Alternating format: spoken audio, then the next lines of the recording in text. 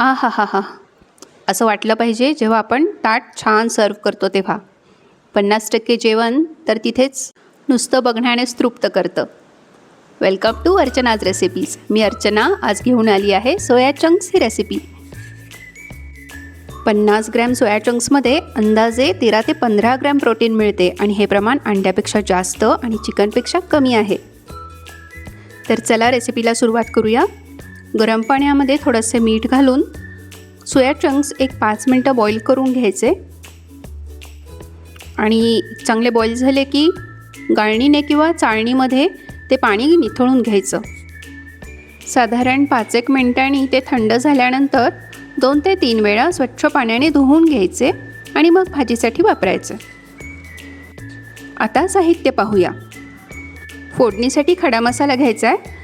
तमालपत्र, दालचिनी, लवंग, मिरी आवडीप्रमाणे घ्या आणि थोडंसं जिरं, आलं लसूणची पेस्ट करून घ्यायची. कांदे 3 मीडियम साईज जाडसर वाटून घेतले आणि टोमॅटोची प्युरी करून घ्यायची. मी इथे 3 मोठे टोमॅटो घेतले आहेत. आता तेलामध्ये खडे मसाले घालून आणि जिरं घालून थोडंसं तडतडू द्यायचं.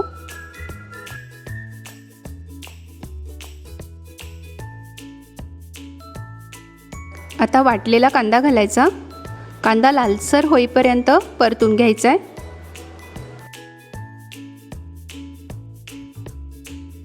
आता यामध्येच 2 स्लिट केलेल्या हिरव्या मिरच्या घातल्या आहेत.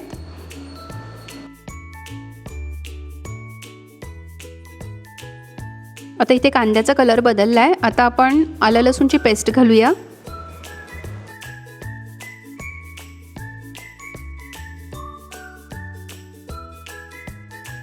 आता हळद, तिखट आवडीप्रमाणे घालायचं आहे.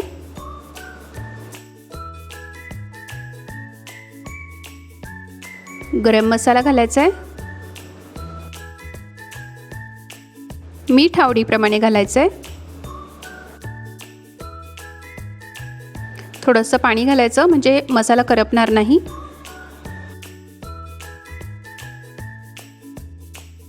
मसाले छान परतून घेतले की यामध्ये टोमॅटो प्युरी घालूया. मसाल्याला छान तेल सुटेपर्यंत परतून घ्यायचं आणि मग सोया चंक्स घालायचे. सोया चंक्स मसाल्यामध्ये छान परतून झाले की यामध्ये गरम पाणी घालून 10 मिनिटे वाफ घ्यायची. हेल्दी आणि टेस्टी सोया चंक्स मसाला रेडी आहे.